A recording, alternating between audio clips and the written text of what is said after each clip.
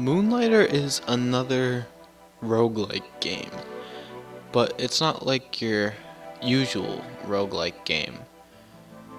You're a merchant by daytime, and at nighttime you're a dungeon crawler looking for relics to sell the next day in the morning to get money, and then that money you use to get better equipment, and that better equipment makes you go further into the dungeon, getting more money and materials.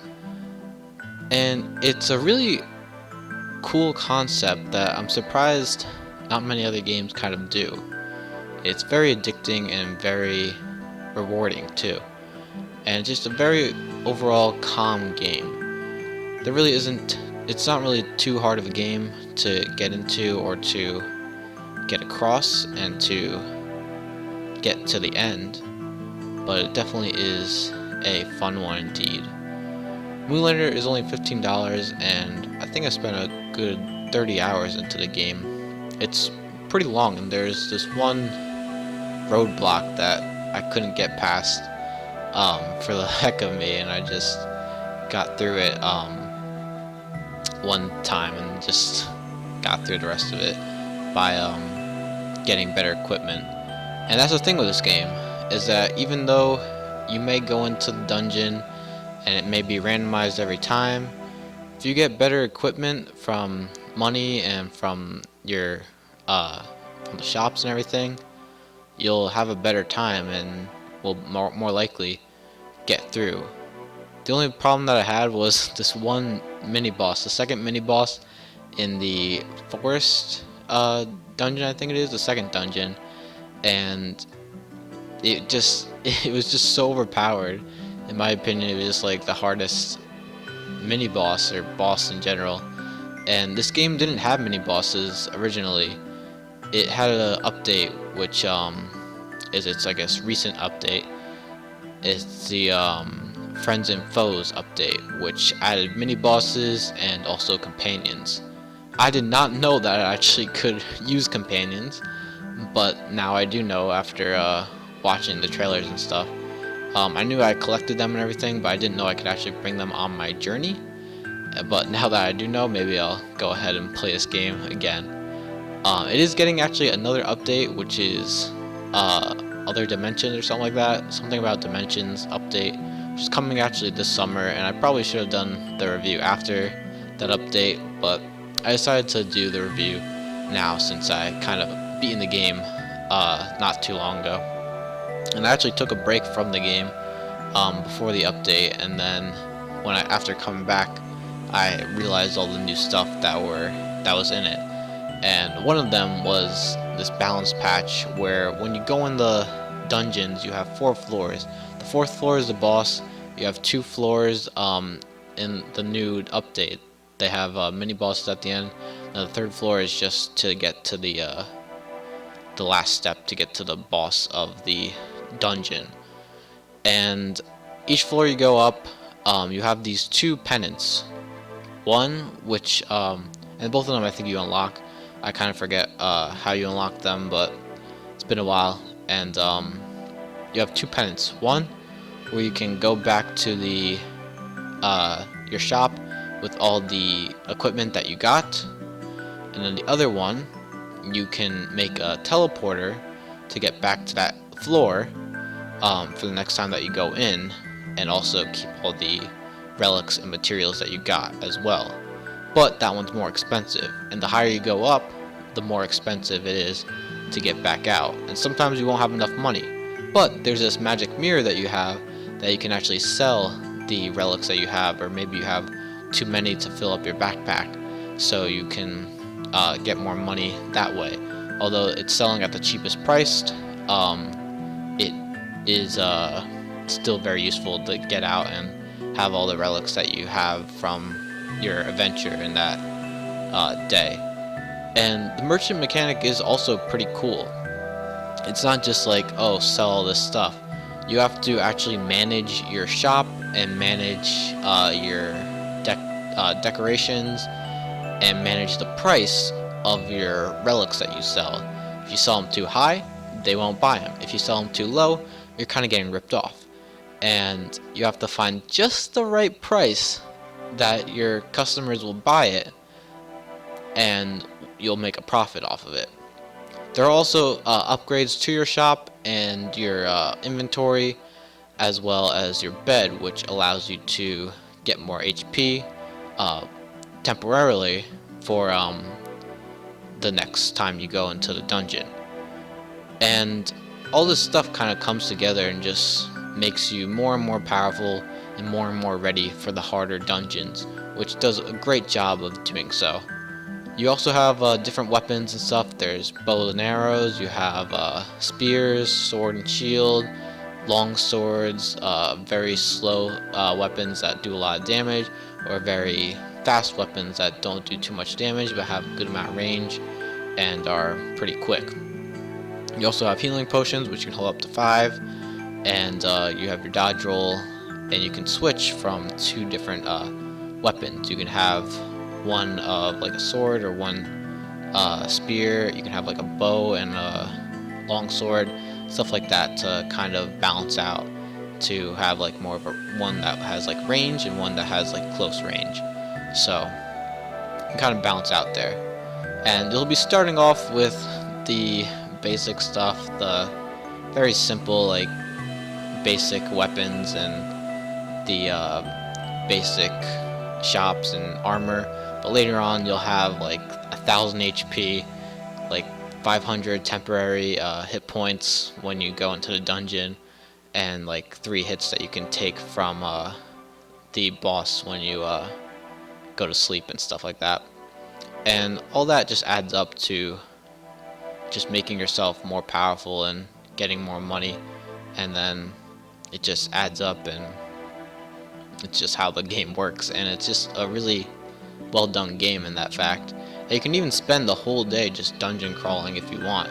You don't have to go to do the merchant at all. You can just go through the dungeons if you're able to get through it all without having to go back to the shop or anything like that and get money or potions or anything like that. You can just go through. And if you do die in the dungeon, you only get the 5 items that you have on your top of your backpack, and then all the other ones you lose. But you still get teleported back to your house, and you don't really get any I don't think you have any money penalty. You keep all your money, which is a pretty cool thing, or like a pretty nice thing that they do, because like in other games, like I don't know, like Stardew Valley for instance, because I've been playing that, if you die you lose I think like 1,000 gold or something like that, and like 2 items from your backpack.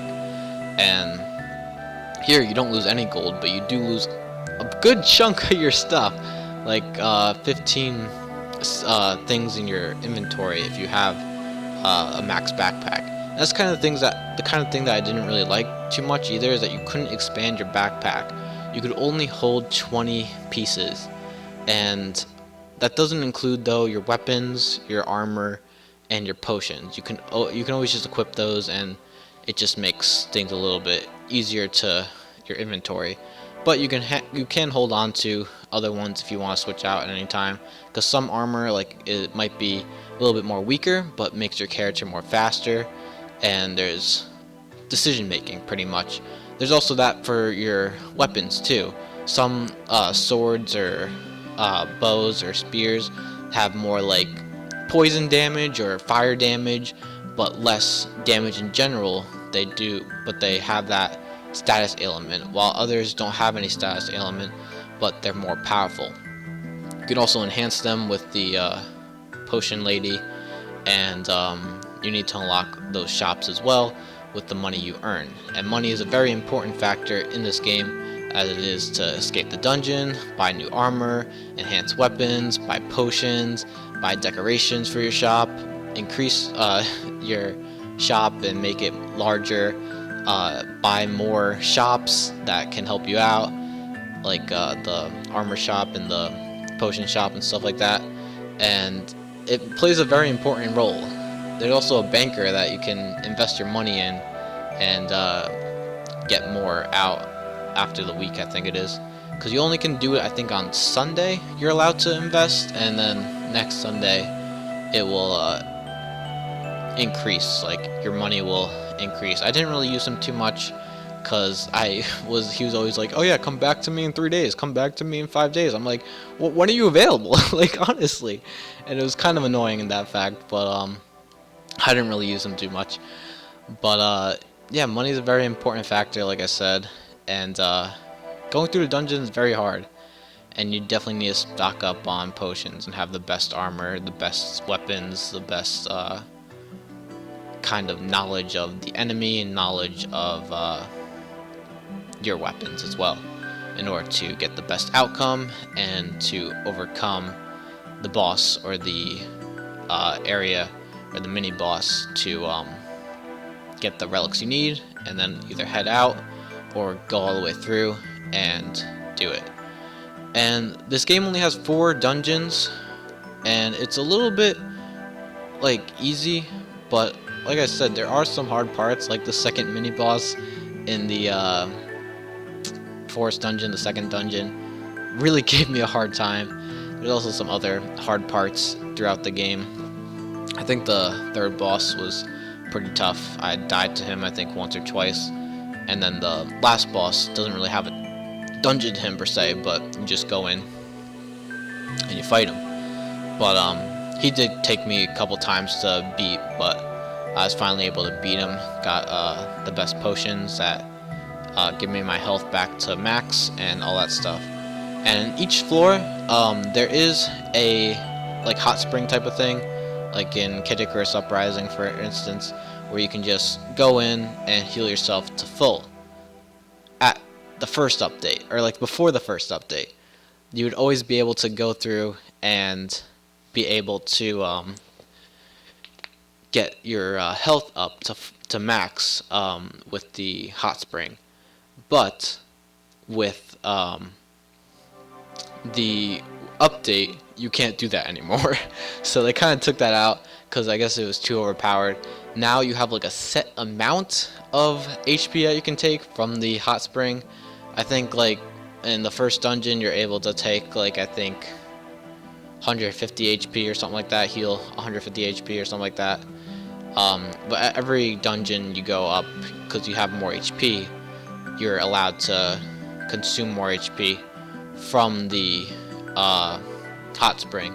Because what happens in the update now is that if you go in the hot spring, you'll start to gain HP, but then if you stay in it for too long or you keep abusing it and like you take damage and you come back, the hot spring water will become like murky and disgusting, and then if you stay in it for too long, you'll start to not gain any HP at all, and if you stay in for too long, you'll actually start to lose HP. So they kind of nerfed that, and I was kind of surprised when I first saw that. But yeah, the first update, Foes and Friends, definitely made the game a lot harder, but maybe the companions made it easier. I don't know, because I didn't use them, because I didn't know that I could use them. They're actually like right next to your shop, and I just thought they were there to collect, but I didn't know that I could actually bring them out and, like I said, bring them to the dungeon and stuff. This game also has some sort of story where you're playing as the main character, Will, and the old man, which I think is your grandfather, trying to stop you from going through the dungeons and collecting all 4 keys to get to the 5th and final dungeon, because as his father did, he actually died by doing so and didn't make it as far as Will does, because he actually, spoiler, gets through and wins the or gets through and gets to the 5th dungeon and beats the final boss and all that stuff. I don't want to spoil too much, but yeah, that's pretty much the gist of the story, and that's pretty much about it. It's just an overall fun game to play. There is a day system, but I don't think there's any time limit. I think I beat the game like end of February, beginning of March or something like that, and you start off at the first day of January, but I don't think there's any time limit. I don't think there's any like difference in season change either way, but you could definitely finish it probably before them. But if you want to get the best armor and best weapons and all that stuff, you kind of want to get more money in order to do that. You need to waste more days getting more relics and selling them, and then upgrading a shop and all that stuff you have to do to be the best you can to get through the dungeons and everything like that. But yeah, overall, really fun game and really cool concept. Like I said, merchant in the daytime, dungeon crawler at night, and just works so well. And it's definitely a fun game with that, and a very unusual and weird roguelike that did not expect to be as fun as it was. And like I said, it's only $15, really fun, and just cool concept. But anyway, that's gonna be it for today, guys. So that is my opinion and review on Moonlighter. If I'd give it a score, I'd probably say it's an 8 out of 10, maybe 7.5, around there. And it's just a little fun game that if you are looking for some short little fun roguelike, this is definitely the game to buy. So thanks for watching, and stay tuned for more reviews right here on Telnick. Bye.